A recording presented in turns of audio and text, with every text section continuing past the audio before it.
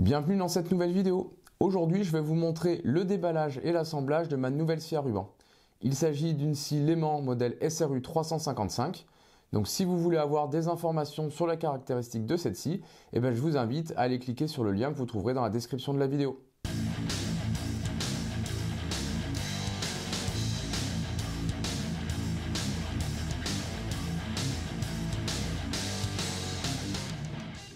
Pour les nouveaux sur la chaîne, bienvenue, je m'appelle Vincent Brun. Je fais des vidéos de lutherie, des guitares en kit, des tests de matériel, des bricolages d'atelier, de la construction d'outils, enfin plein de choses qui tournent autour du thème du bois. Si vous aimez ces vidéos, mettez un petit pouce bleu, ça m'encourage à continuer. Et je vous invite aussi à cliquer sur la cloche pour vous abonner, comme ça vous ne raterez aucune des dernières vidéos que je mettrai en ligne. On va maintenant pouvoir démarrer le déballage de cette scie et son installation.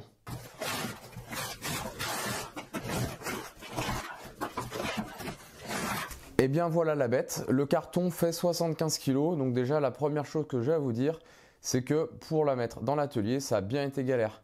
En fait, mon atelier, il est en bas d'un escalier, donc le livreur m'a amené le carton en haut de la maison, et pour amener le carton dans l'atelier, j'ai dû amener toutes les pièces une par une, et puis vous verrez ensuite quand je vais la déballer, la scie en elle-même et le col de cygne, qui doit faire bien une cinquantaine de kilos, lui il ne se démonte pas. Donc j'ai dû déplacer ça avec des roulettes et franchement tout seul c'est galère. Donc je vous conseille vraiment, si vous voulez une scie de ce gabarit, c'est d'être à deux pour la porter. Quelques petites caractéristiques rapides avant le déballage. Donc c'est une scie à ruban avec un piétement. Elle a des volants d'un diamètre de 350 mm. La puissance est de 2200 watts. Pour le reste, il n'y a rien de bien spécial. Bon, je ne me rappelle plus des dimensions de la table, donc on verra une fois que je l'aurai assemblée, je vous les donnerai. Bon, ce qu'il y a, c'est que c'est une table en fonte. On a un guide perpendiculaire et un guide parallèle sur la table. Il y a un bouton d'arrêt d'urgence pour arrêter la scie en cas de besoin.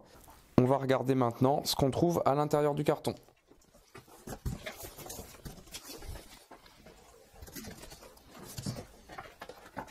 Alors, on peut voir ici la base de la scie. Ici, c'est là qu'on viendra monter la table. Et ensuite, on retrouve la lame, et puis le col de cygne, et puis la roue supérieure. Voilà, à l'intérieur des différents sachets, on va retrouver ici un guide avec la table. Et puis ensuite, il doit y avoir le reste des pièces, la visserie et la notice. Je vais sortir tout ça pour vous montrer les différentes parties. Donc à l'intérieur du carton qui est plutôt bien rangé, on va trouver la notice qui d'ailleurs est en français et je l'ai regardée, elle est plutôt bien faite.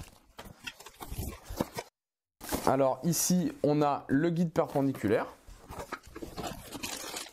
On va retrouver ici donc tout un tas de clés, de visseries et d'outils et de petites manettes pour faire les réglages.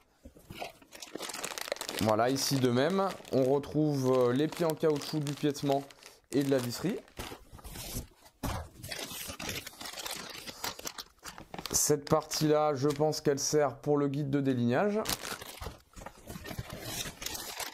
On a ensuite un capot qui doit servir pour régler l'inclinaison de la table. Voilà, on a ici une règle avec un réglet pour mesurer, donc ça, on verra à quoi ça sert tout à l'heure. Mais ça se monte sur le côté de la table, donc pour régler le guide de délignage. Dans cette partie-là, on va trouver la table en fonte. Elle pèse vraiment son poids.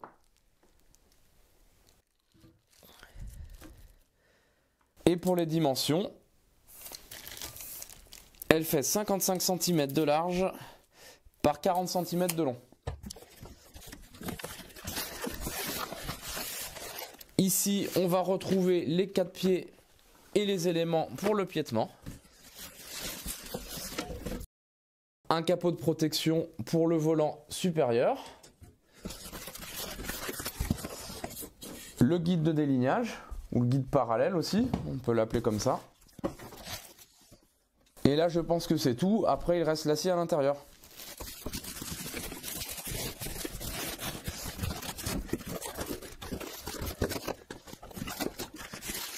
Voilà la bête, on va s'approcher un petit peu pour regarder de plus près comment elle est faite. Donc là c'est le volant inférieur, c'est un petit peu sombre donc on ne voit pas très bien, mais la lame est monté donc sur un support en caoutchouc autour du volant. On trouve une petite brosse donc pour nettoyer la poussière et les copeaux qu'on trouvera sur la lame. On a le système ici de poulies qui va entraîner du coup la rotation des arbres avec le moteur. On trouve ici les boutons marche et arrêt, contrairement à ce que je vous disais, donc il n'y a pas l'air d'avoir d'arrêt d'urgence. Voilà, et puis sur cette partie, on va trouver donc les guides lames inférieurs et guides lames supérieurs. Je vais faire le tour.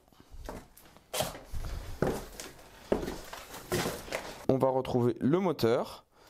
On a ensuite l'ouverture pour l'aspiration en diamètre 100. Là, c'est la partie sur laquelle on va venir fixer la table. On a ici le cordon d'alimentation. Et là, je peux vous montrer d'un petit peu plus près la table et les accessoires qu'on retrouve avec la scie. Je vais maintenant pouvoir passer à l'assemblage.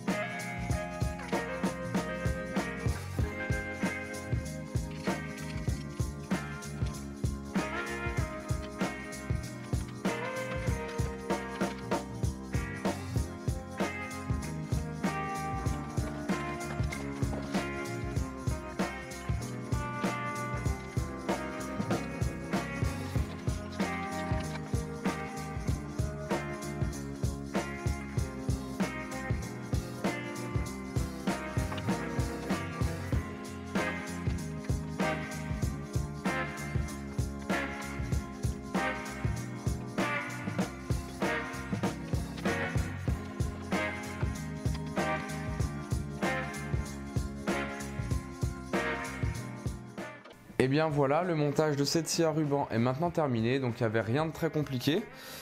Il y a le piétement à assembler, la table en fonte à mettre sur le support de la scie. Il faut ensuite assembler le guide de refente et le guide d'onglet, mettre la barre de mesure et puis c'est terminé. Voilà, la seule chose qui est un peu compliquée, c'est que comme c'est très lourd, et bien tout seul c'est pas si évident que ça, mais là je l'ai fait tout seul et on voit que ça fonctionne quand même. Je vais maintenant la brancher pour démarrer le moteur, écouter le bruit de la machine et puis on aura terminé. Et bien c'est parti.